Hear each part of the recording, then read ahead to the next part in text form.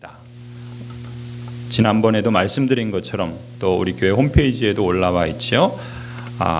비전 나눔 모임에서 공부하고 있는 책이 풍성한 삶의 기초입니다. 그 책의 내용, 특별히 성령 하나님에 대한 부분을 토대로 해서 여러분에게 이 내용을 전달하려고 합니다. 여러분들이 예수 그리스도의 영이 성령 하나님이에요. 그리고 예수 그리스도의 영이 신자인 그리스도인에게 이미 임재해 계십니다.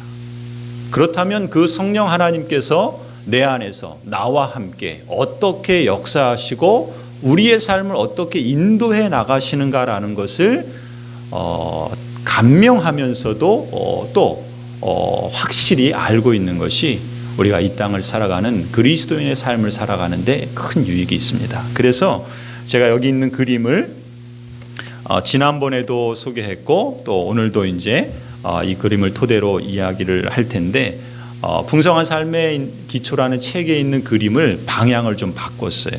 같은 그림입니다. 그래서 여러분이 참고하실 때 여기에 있는 내용과 즉 제목들과 그 밑에 있는 성경 구절들을 여러분 가능한 한 기록해 두시고 또 기억하시면 내가 그리스도인으로서 이 땅을 살아가는 데 있어서 어떻게 그리스도인답게 살아갈 수 있고, 아니 우리가 죄와 또 이 세상의 사단의 권력과 싸워나가면서 어떻게 승리해 나갈 수 있는가, 이미 하나님께서 예수 그리스도를 통해서 승리케 하신 그 싸움을 우리는 어떻게 그것을 취하고 또 그 가운데 그 기쁨들을 맛보면서 살아갈 수 있는가라는 것을 여러분 가지실 수 있기를 바랍니다.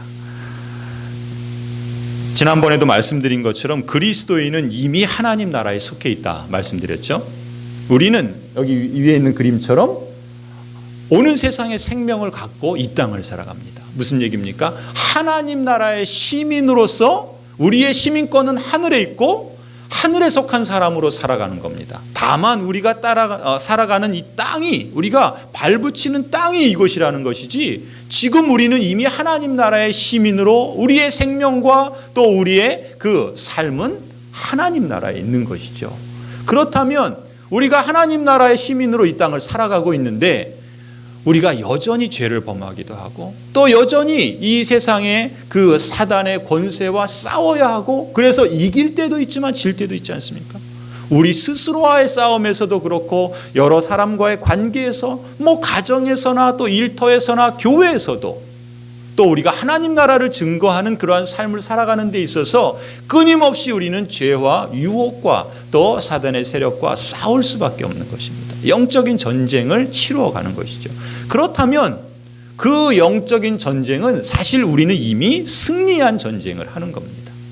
마치 세계 제2차 대전이 있을 때 연합군이 독일군을 치고 노르만디 상륙작전을 통해서 결정적인 승리를 이미 이루었어요. 그런데 그 결정적인 승리를 이루었지만 여전히 그 잔당들이 남아서 계속해서 이 연합군들을 괴롭히고 또 사람들을 괴롭히는 겁니다. 그래서 그 잔당들을 소탕하는 일을 다 마친 후에 나중에 이제 완전한 항복을 받게 되는 그런 일이 있었던 것처럼 우리도 마찬가지예요. 우리는 이미 예수 그리스도께서 쌓은 그 승리를 얻은 사람이고 그 승리가 예수 그리스도의 재림 때 확실히 우리에게 보장됩니다. 그렇다고 한다면 그날에 이르기까지 우리가 지금 이 땅을 살아가면서 하루하루 매일매일 우리의 삶의 자리에서 사단의 권세와 싸우고 또 죄와 유혹과 그런 시험들 앞에서 맞서 이길 수 있다는 거예요. 그럼 어떻게 싸우나? 어떻게 이기나? 그것은 우리의 힘으로 이기는 게 아닙니다.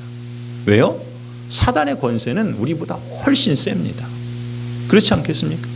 그렇기 때문에 우리가 우리의 의지와 최선을 다해서 싸워서 마땅히 그 대적을 해야 되지만, 그러나 우리는 자주자주 넘어지거든요. 또 실패하거든요. 그러면은 안 되나 보다. 이렇게 살아서 소용이 없겠구나. 포기하고 이렇게 살면 뭐해? 이럴 것이 아니라 처음부터 우리가 어떻게 싸워야 하는지를 분명히 되짚어보고 나가야 된다는 겁니다. 그 되짚어보아야 될 그 내용이 뭐냐면 바로 하나님 나라 가운데 우리에게 약속하신 성령 하나님입니다. 그 내용들을 이제 하나하나씩 다시 한번 간단하게 정리하면서 가십시다. 하나님 나라와 성령의 가르침에 있어서 가장 첫 번째 중요한 것이 뭐냐면은 성령 하나님이 우리 가운데 와 계신다라는 겁니다. 그걸 뭐라고 그랬어요? 성령의 내주라고 그랬죠.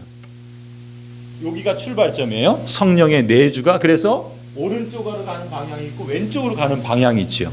그러니까 성령 하나님이 이미 와 계신다. 어디에요? 내 안에. 그리스도인 신자 안에. 그리고 그 그리스도인 공동체 안에 이미 와 계신다. 그것이 성령의 내주입니다. 그래서 우리가 지난번에 살펴보았던 것이 뭐예요? 요한복음 14장 16절. 내가 아버지께 구하겠으니 그가 또 다른 보혜사를 너희에게 주사 영원토록 너희와 함께 있게 하리라.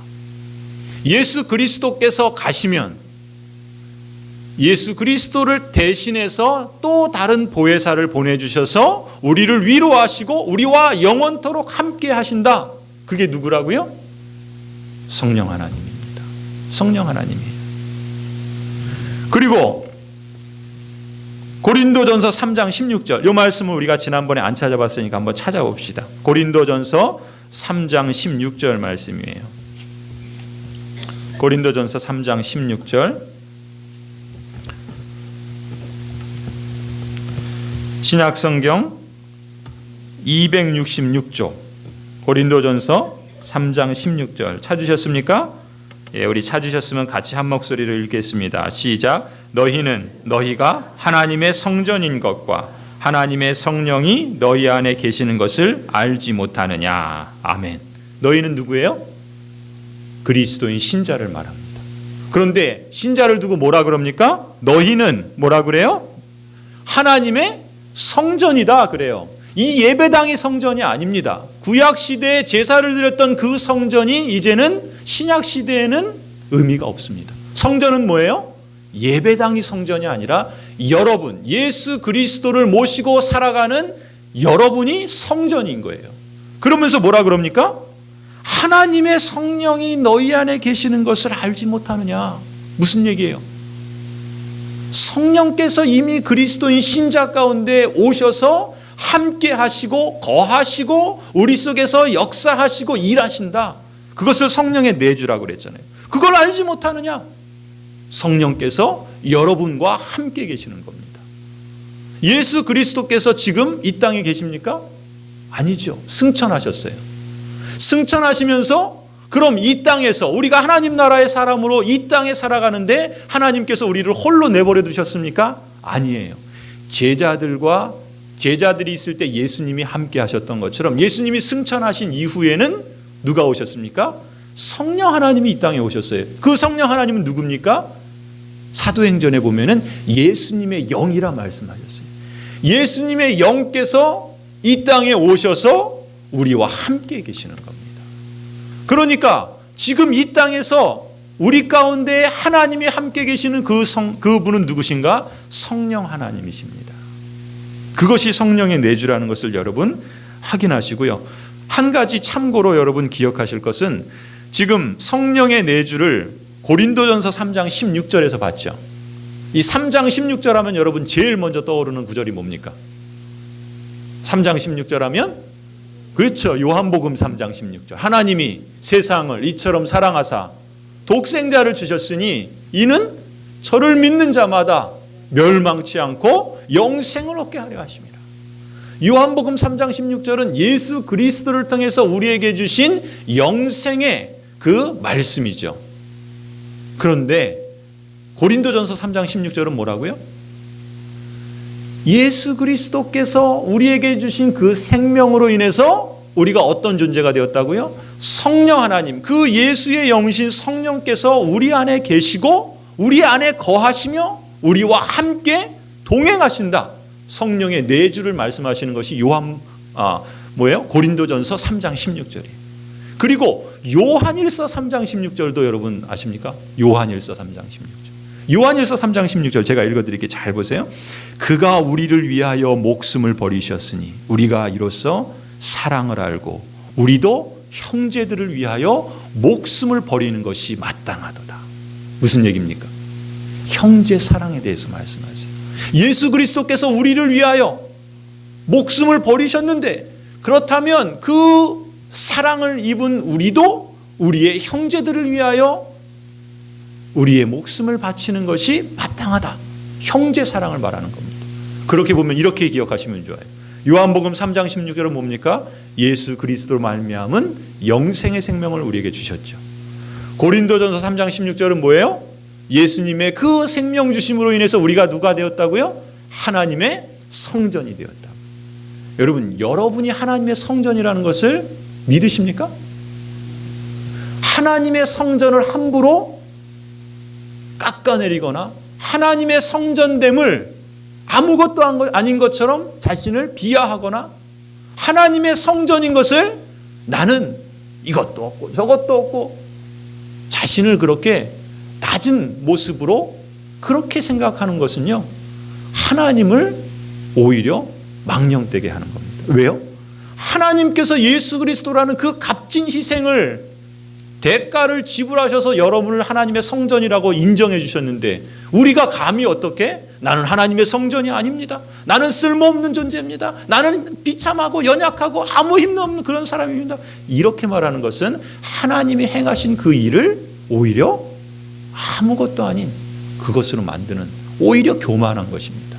오히려 하나님께서 예수 그리스도의 그 생명으로 나를 하나님의 자녀 삼아 주셨구나, 나를 받아주셨구나, 나를 특별한 존재로 인정해 주셨구나, 아멘, 내가 그렇게 믿습니다, 나는 그런 사람입니다, 내 자신을 보면 그런 능력과 그런 모습, 그런 수준이 아니지만 하나님이 그렇게 나를 받아주셨기 때문에 내가 그렇게 인정하며 살겠습니다. 이게 믿음이고 이것이 겸손한 겁니다. 나는 뭐 힘도 없고 능력도 없고 나이도 많고 뭐 재주도 없는데, 아니에요. 여러분, 그런 것 때문에 하나님이 여러분을 성전이라고 부르신 게 아닙니다. 여러분이 무슨 조건이 있어서 하나님의 성령이 여러분에 거하시는 것이 아닙니다. 하나님께서 값없이 예수 그리스도께서 값진 희생을 대신 지불해 주셨기 때문에 여러분이 하나님의 거룩한 성전이 된 겁니다. 그러니 나도 성전이라는 것을 기억하면서 인정하면서 살아가는 것이죠. 그리고 내가 성전이면 옆에 있는 분도 뭐예요? 성전입니다. 한번 옆에 있는 분 보세요. 성전처럼 보이십니까? 성전처럼 안 보이는 분은요, 자기가 성전처럼 안 보이는 거예요. 내가 성전 같지 않으니까 옆에 있는 사람도 성전 같지 않은 거예요. 하나님의 거룩한 백성 같지 않으니까 내가 옆에 있는 사람도 보니까 이런 거예요.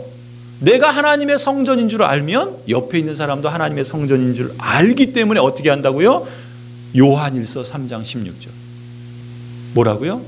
예수 그리스도께서 우리를 위하여 목숨을 바치셨다면 우리도 마땅히 우리의 형제를 사랑하는 것이 마땅한 것이 아니냐, 형제 사랑으로 간다는 것이죠. 그래서 3장 16절은 이렇게 연결되어 있다는 것을 여러분 기억하시길 바라고요. 다시 본론으로 들어와서 첫 번째가 어디서부터 출발했다고요? 내주. 내주는 뭐예요? 성령 하나님이 나와 함께 하신다. 여러분 기억하십시오. 성령 하나님이 나와 함께 하십니다. 내 속에 계시고요, 내 삶에 동행하시고요, 나와 함께 하십니다. 어떤 자리, 어떤 위치에 있을지라도, 내가 성공하는 위치에 있든 내가 가난한 위치에 있든 내가 세상적으로 인정을 받는 위치에 있든 내가 그렇지 못하든 그거와 관계없이 성령 하나님이 나와 함께 하신다. 그게 뭐예요? 성령의 내주입니다. 여기서부터 출발해야 돼요. 여기서부터 내가 누구인지 아는 것이고, 여기서부터 내가 그럼 어떻게 살아갈 것인가를 아는 겁니다.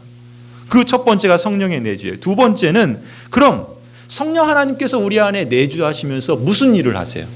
그것이 오른쪽 두 번째가 뭐예요? 인도입니다. 성령 하나님께서 우리를 인도해 가십니다. 어디로 인도해 가시냐고요? 요한복음 14장 26절. 우리가 지난번에 읽은 말씀이라서 제가 그냥 읽어드립니다. 여러분 기록해 두셨다가 나중에 꼭 찾아서 읽어보십시오. 요한복음 14장 26절. 보혜사 곧 아버지께서 내 이름으로 보내실 성령, 그가 너희에게 모든 것을 가르치고 내가 너희에게 말한 모든 것을 생각나게 하리라. 성령께서 뭐 하십니까? 예수 그리스도께서 가르치신 것을 생각나게 하신다는 거예요. 예수님께서 말씀하신 그 진리를 우리에게 일깨워 주신다는 겁니다. 그뿐만이 아니에요. 요한복음 16장 13절. 요거는 한번 찾아봅시다. 요한복음 16장 13절. 앞으로 넘어가셔서요. 요한복음 16장 13절. 찾으셨으면은 175쪽입니다. 요한복음 16장 13절. 같이 한번 읽겠습니다. 시작. 그러나 진리의 성령이 오시면 그가 너희를 모든 진리 가운데 인도하시리니 그가 스스로 말하지 않고 오직 듣는 것을 말하며 장래일을 너희에게 알리시리라. 뭐라 그럽니까? 성령을 뭐라고 부릅니까? 진리의 성령이라고 그래요. 예수 그리스도께서 진리이시고 예수 그리스도의 영이 성령이시니까 성령을 뭐라 그럽니까? 진리의 영이라 그래요. 그런데 그 진리의 영이 어떤 역할을 하신다고요? 너희를, 제자들을, 하나님의 그 백성들을 어디로요? 모든 진리 가운데로 인도하신다. 성령 하나님께서 우리 안에 계셔서 우리와 함께 계셔서 하시는 가장 중요한 일이 뭐라고요? 예수 그리스도의 진리 가운데로 우리를 이끌어 가시는 겁니다.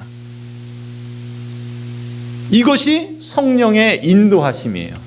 그럼 이 성령의 인도하심을 받는 우리가 예수 그리스도의 진리를 따라서 그것을 배우고 그것을 깨닫게 하고 그것을 알게 하셔서 우리를 어떻게 이끌어 가시는가? 세 번째가 뭡니까? 성령의 열매예요. 무슨 얘기입니까?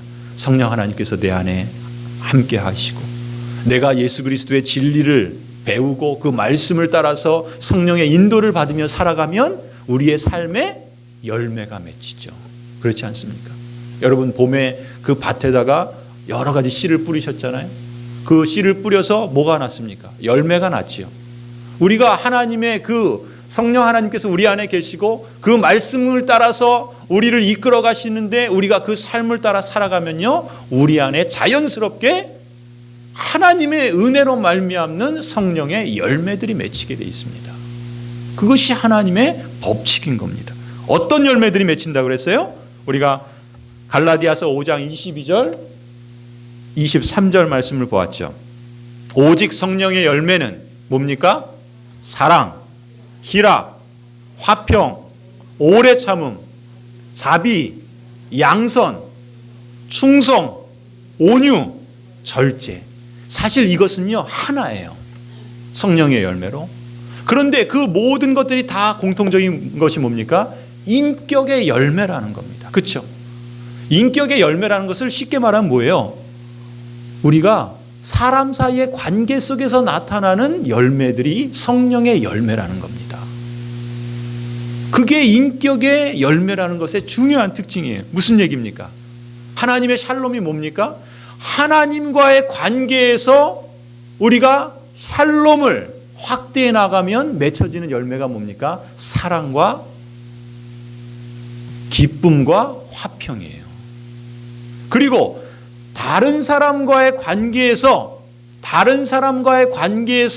그 샬롬을 맛보면 맺혀지는 그러한 열매가 뭡니까? 오래 참고 자비하고 양선입니다. 여러분, 오래 참는 건 잘 아시겠죠? 다른 사람과의 관계에서 우리가 인격적으로 성령께서 내 안에 계시고 내 옆에 있는 형제도 성전이고 그렇기 때문에 내가 이 형제를 사랑해야 되겠다. 그런 마음을 갖고 하나님의 그 말씀을 따라서 내가 살아가다 보면 하나님의 그 성령의 인도하심을 따라 살아가다 보면 자연스럽게 어떤 열매가 맺혀집니까? 관계 속에 인격의 열매들이 맺혀지는 거예요. 근데 어떻습니까? 항상 그 나와 함께하는 사람들이 100% 온전하진 않잖아요. 나도 온전하지 않잖아요. 그렇죠?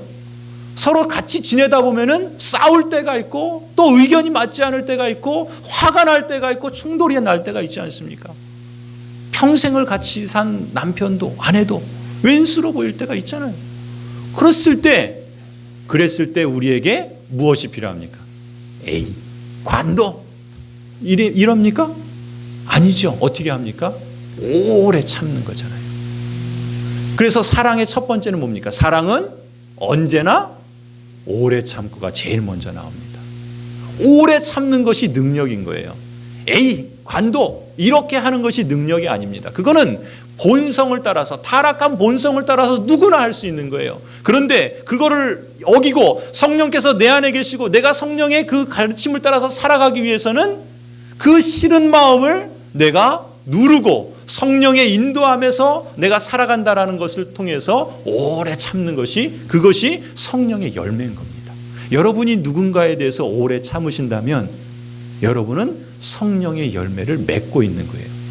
우리가 어떻게 성령을 따라서 살아갑니까? 내가 무슨 신비한 방언을 하고 내가 어떤 그 기적적인 그 치유의 은사를 행할 때 성령의 열매가 맺혀지는 게 아니고요. 내가 보기 싫은 사람, 아니 나도 실수하고 저 사람도 실수해서 서로 갈등이 생기고 아픔이 있을 때 그럼에도 불구하고 그걸 참고 견디고 오래 참을 때 그게 성령을 따라서 살아가는 겁니다. 그게 성령을 따라서 살아가는 거예요.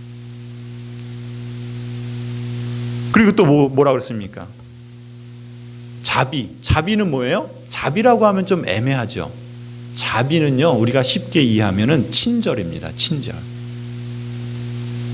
우리 식사를 할 때 줄을 딱 서서 음식을 먹지 않습니까? 또 우리 또 배식하는 또 우리 구역별로 이렇게 돌아가면서 하지 않습니까? 또 뭐 설거지를 하거나 뒷정리를 하거나 하시지 않습니까?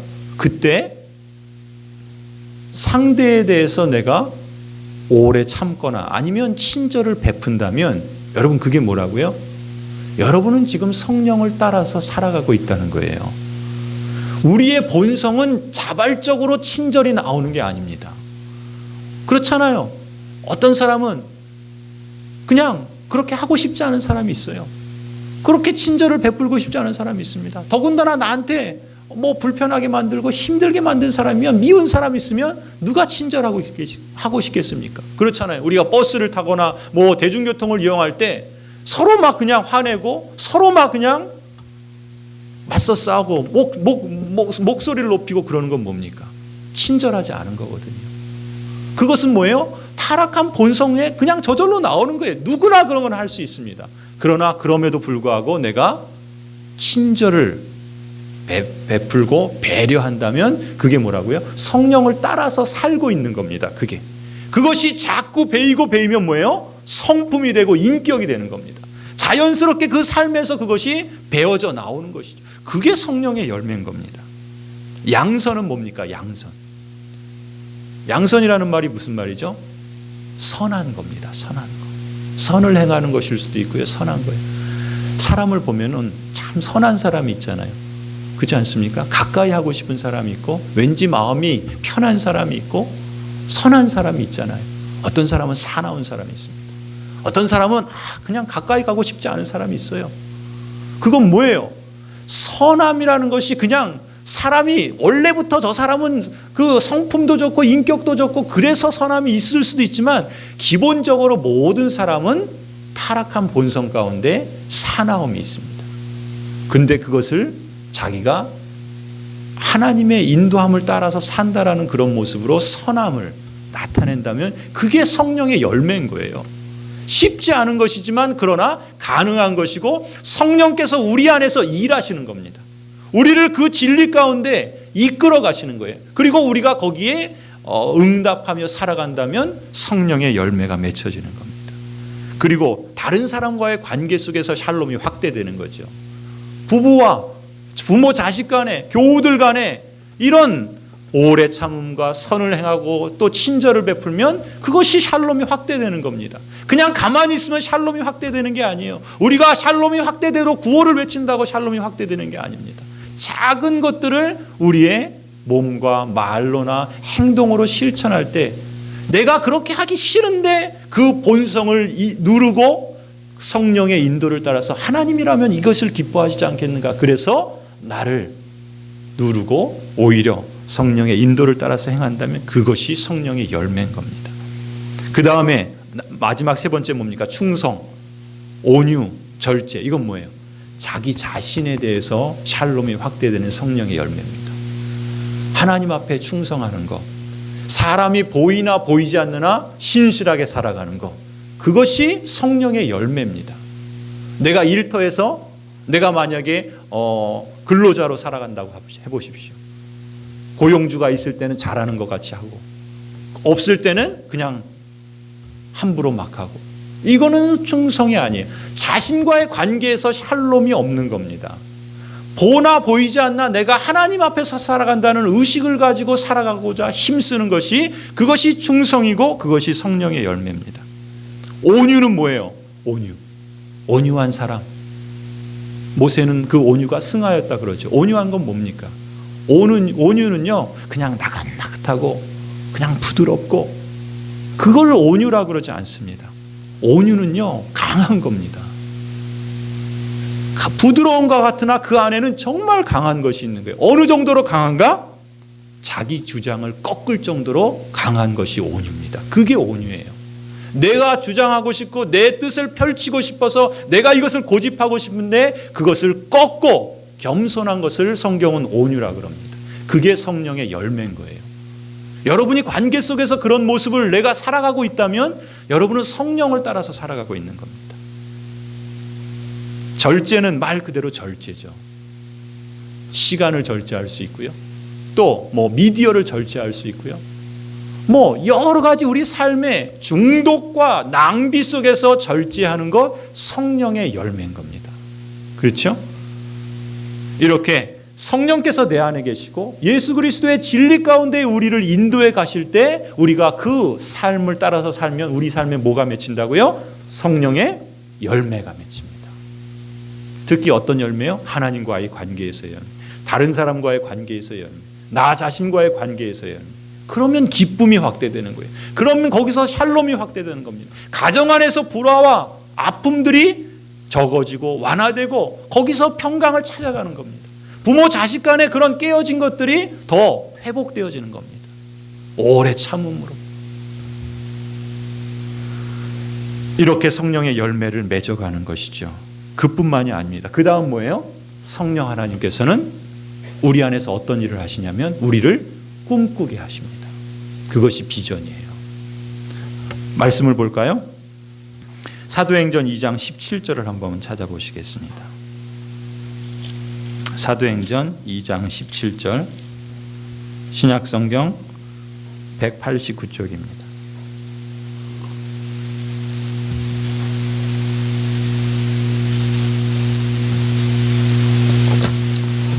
찾으셨으면 우리 같이 함께 읽겠습니다. 2장 17절 같이 읽습니다. 시작. 하나님이 말씀하시기를 말세에 내가 내 영을 모든 육체에 부어주리니 너희의 자녀들은 예언할 것이요 너희의 젊은이들은 환상을 보고 너희의 늙은이들은 꿈을 꾸리라.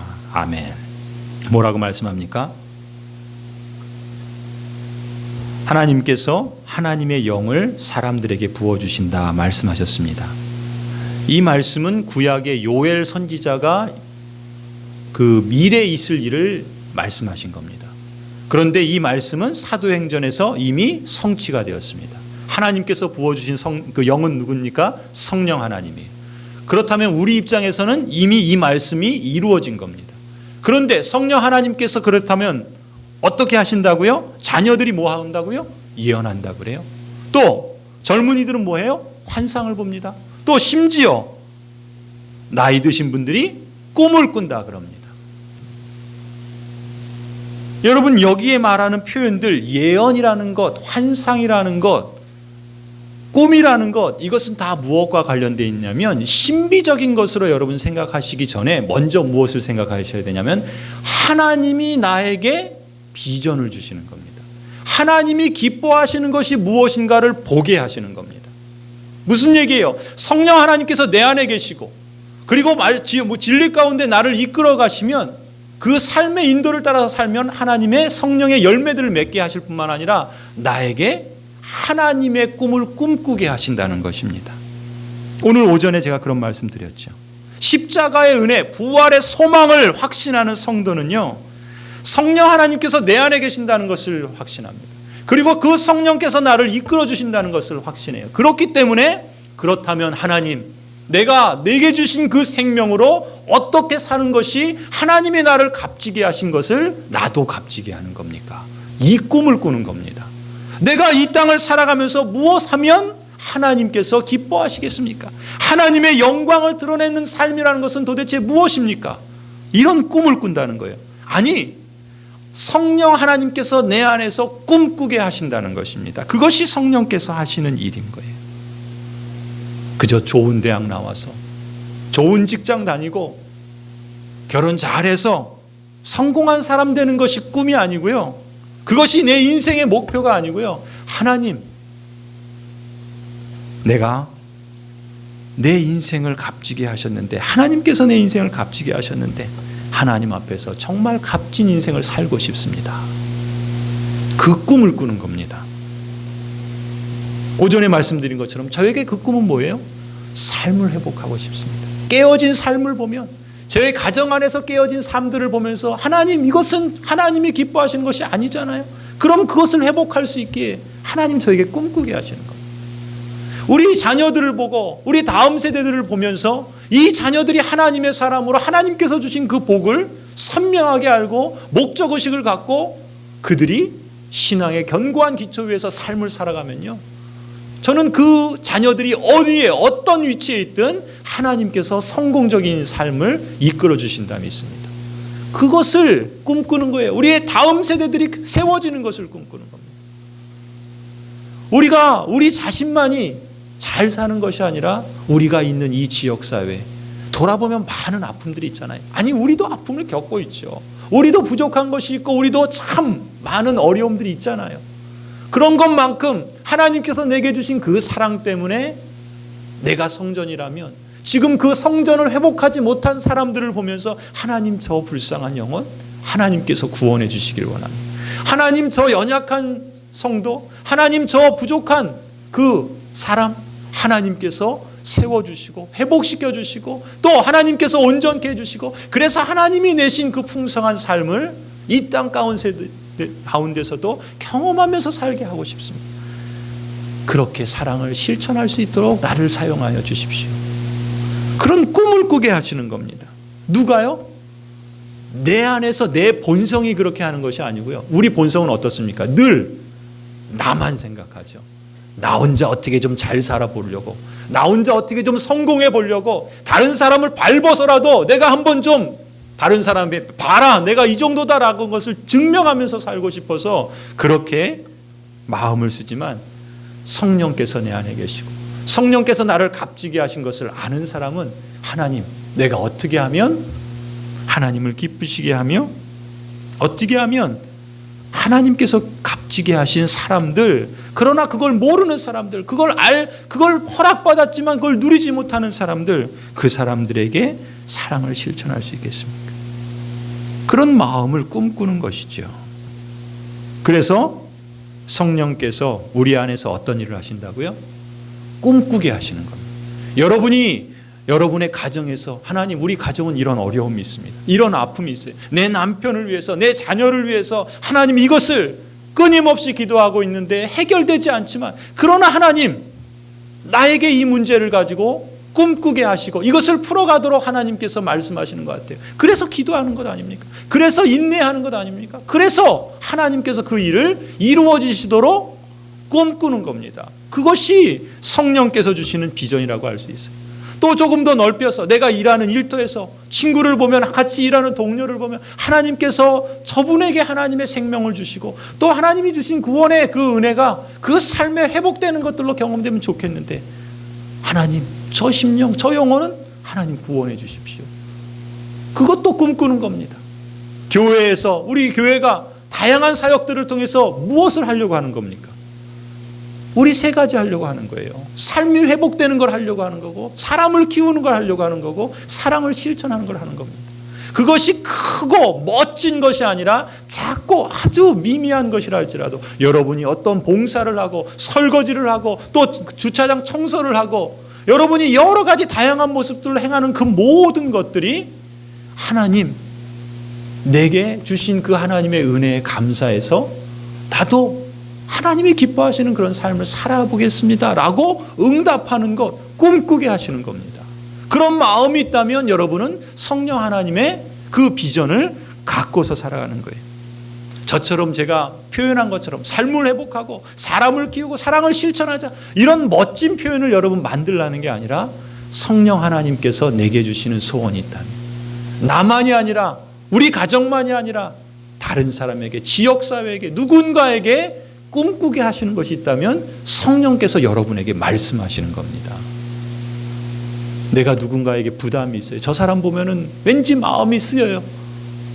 뭔가 해주고 싶어요. 뭔가 어떻게 도움을 주고 싶어요. 안타까움이 있어요. 여러분, 그런 마음이 저절로 생기는 게 아니라 누가 하시는 거예요? 성령 하나님께서 여러분에게 꿈꾸게 하시는 겁니다. 우리 찬송 있죠? 성령이 오셨네. 허무한 시절 지날 때, 깊은 한숨 내쉴 때, 그런 풍경 보시며 단식하는 분 있네. 그와 같이 너희를 버려두지 않으리. 내가 너희와 영원히 함께하리라. 성령이 오셨네. 성령이 오셨네. 내 주에 보내신 성령이 오셨네. 우리 인생 가운데 진히 찾아오셔서 그 나라 꿈꾸게 하시네. 성령께서 오셔서 우리에게 주시는 것이 뭡니까? 하나님 나라를 꿈꾸는 거예요. 하나님 나라를 꿈꾸는 게 뭡니까? 하나님의 그 온전하고 풍성하고 하나님이 원래 계획하셨던 그 하나님의 그 나라를 우리 안에 꿈꾸게 하시는 겁니다. 우리가 다 이룰 수 없어요. 우리의 은사나 뒤에 나오겠지만 우리의 그 능력이나 다 다릅니다. 그러나 내 삶의 자리에서 그것이 아주 작은 미미한 것일지라도, 교회를 청소하는 것이라 할지라도, 누군가에게 사랑의 전화를 하는 것이라 할지라도, 우리 연세 드신 분들을 위해서 봉사하는 것이라 할지라도, 지역을 위해서 전도하는 것이라 할지라도, 새벽에 기도하고 또 중보하면서 기도하고, 보이지 않게 어려운 구역 식구들 또 성도들 살피고, 여러 가지 모양으로 우리가 하는 그 모든 것들은 뭡니까? 하나님의 나라를 꿈꾸면서 내가 성령의 인도를 따라 행하는 것이다. 여러분, 그 인식을 가지고 하면 됩니다. 얼마나 성공적으로 하느냐, 얼마나 멋지게 하느냐, 그것은 나중 일이에요. 그것은 중요한 것이 아닙니다. 우리가 하나님 앞에서 살아가는 그 모습, 성령 하나님께서 꿈꾸게 하시는 사람은요, 행복한 사람입니다. 그 삶에 가난이 있고 고통이 있고 어려움이 있을지라도 행복한 사람이에요. 왜요? 이 땅을 살아가는 게 아니라 하나님 나라에 속한 사람으로 살아가고 있는 겁니다. 그래서 행복한 거예요. 그것이 능력인 겁니다. 그뿐만이 아니에요. 하나님께서 우리가 꿈꾸게 하실 뿐만 아니라 꿈꾸게만 하시면 어떻게 합니까? 우리는 능력이 없는데, 내가 감당할 힘이 없는데, 내가 건강이 없고, 내게 물질이 없고, 내가 재능이 없고, 내게 시간이 없고, 내가 많은 것들이 없는데 꿈만 꾸면 어떻게 합니까?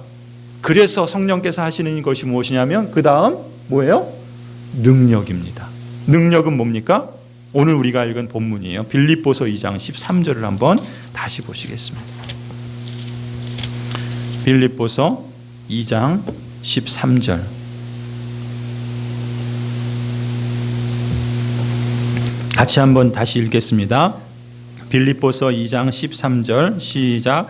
너희 안에서 행하시는 이는 하나님이시니 자기의 기쁘신 뜻을 위하여 너희에게 소원을 두고 행하게 하시나니. 뭐라고 하십니까? 우리 안에서 행하시는 분은 누구라고요? 하나님이십니다. 그 하나님은 어떤 하나님이에요? 성령 하나님이십니다. 그 성령 하나님께서 뭘 하십니까? 하나님의 기쁘신 뜻을 위해서 우리에게 뭘 주신다고요? 소원을 주신답니다. 꿈을 꾸게 하신답니다. 비전을 갖게 하신다는 거예요. 그리고 어떻게 하십니까? 우리로 행하게 하신다는 거예요. 부영아, 너 이런 꿈 꾸지? 네가 알아서 잘 해봐. 이러고 그냥 버려두시는 것이 아니라 하나님께서 꿈꾸게 하신 것을 하나님께서 행할 수 있도록 능력을 주신다는 겁니다. 하나님은 우리 마음속에 소원을 주시고요, 그것을 행할 수 있도록 능력도 주시는 분이십니다. 그리고 그것은 신자 한 사람만이 아니라 너희 안에서 그랬죠. 너희 안에서. 뭐라 그럽니까? 너희 안에서 행하시는. 무슨 얘기예요? 내 안에서 행하는 분이 아니라 뭐라 그럽니까? 너희 안에서 행하는. 무슨 얘기예요? 교회 공동체가 그래서 중요한 겁니다. 우리 혼자 있으면 우리는 사실 아무것도 아니에요. 성냥개비 하나도 그거 불 하나 잠깐 키면 어떻게 됩니까? 타다가 그냥 꺼져버리잖아요. 그러나 성냥개비도 많이 묶어두면 어떻게 됩니까? 그것이 큰 불을 일으키는 거죠. 그런 것처럼 하나님께서 일하시는 방식은 너희 안에서입니다. 공동체를 통해서 연약하고 힘이 없고 부족한 그 한 사람 한 사람들을 통해서 하나님께서 우리에게 꿈꾸게 하시고 우리 안에서 함께 행하시면서 그것을 이루어가게 하신다는 겁니다. 그래서 교회 공동체가 중요한 겁니다. 부족하고 흠이 많은 그럼에도 공동체임에도 불구하고 하나님이 그렇게 일하시는 것을 기뻐하신다는 겁니다. 왜요? 그 일을 주도적으로 하시는 분이 성령 하나님이시기 때문에 그렇습니다. 성령 하나님은 그냥 저 멀리 계시는 막연한 분이 아닙니다. 우리가 뜨겁게 기도할 때만 그때 잠시 왔다가 그냥 냉랭해지면 사라져버리는 그런 분이 아닙니다. 성령 하나님은 늘 우리와 함께 계세요. 우리가 뜨겁든 냉랭하든 우리가 하나님의 뜻을 행하든 하나님의 그 꿈을 꾸든 하나님은 늘 우리와 함께 하시죠.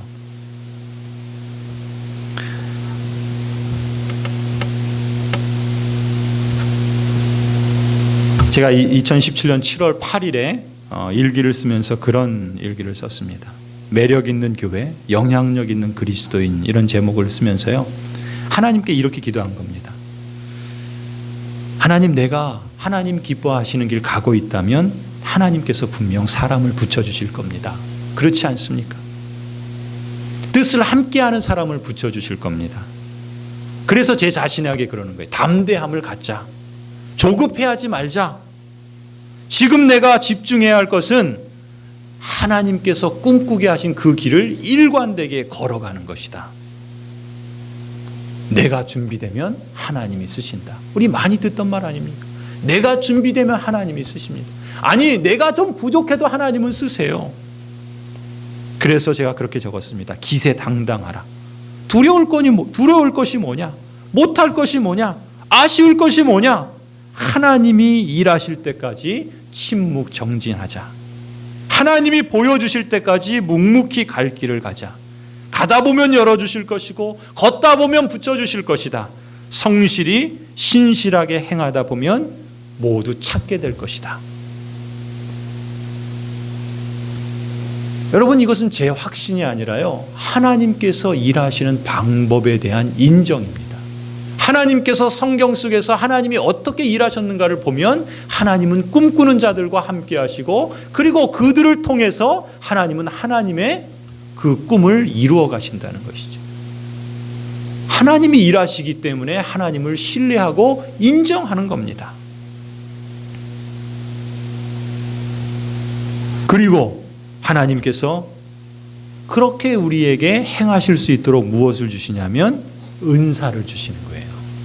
그래서 우리에게 은사를 주시는 겁니다.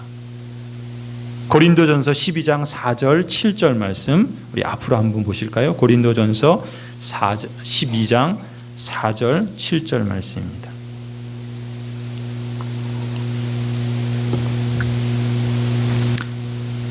고린도전서 12장 4절 7절 신약성경 277조 78쪽이 어간에 있습니다. 고린도전서 12장 4절 우리 찾으셨으면 같이 함께 읽겠습니다. 시작. 은사는 여러 가지나 성령은 같고, 그 다음에 좀 넘어가세요. 7절을 한번 같이 읽읍시다. 시작.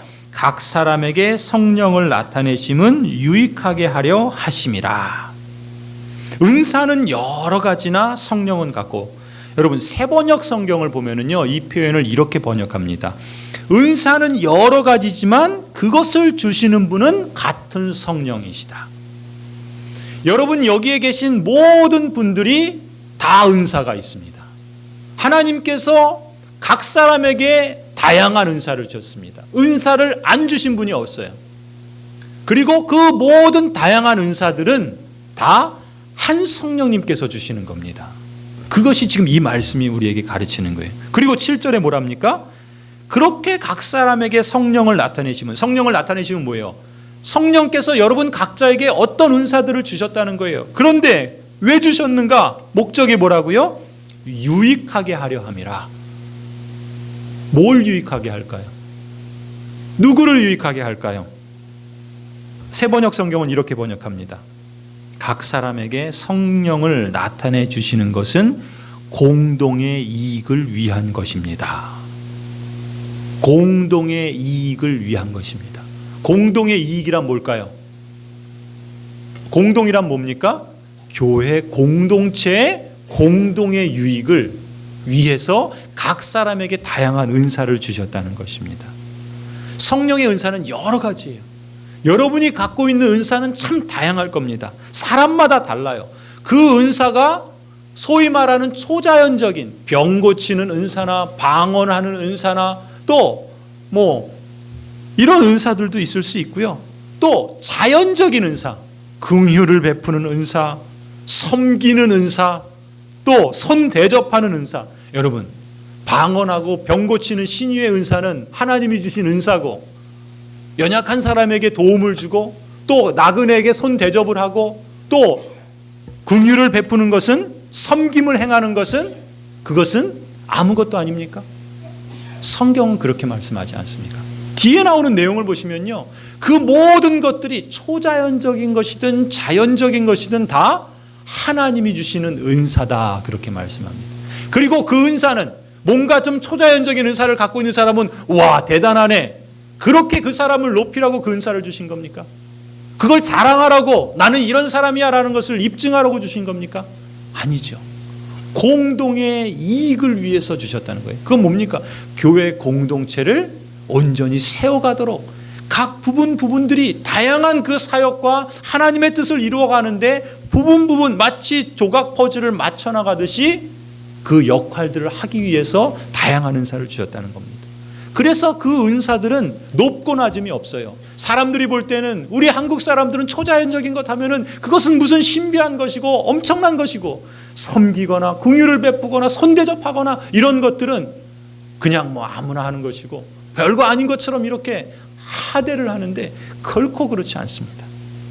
그 모두가 다 하나님의 성령께서 주시는 은사요.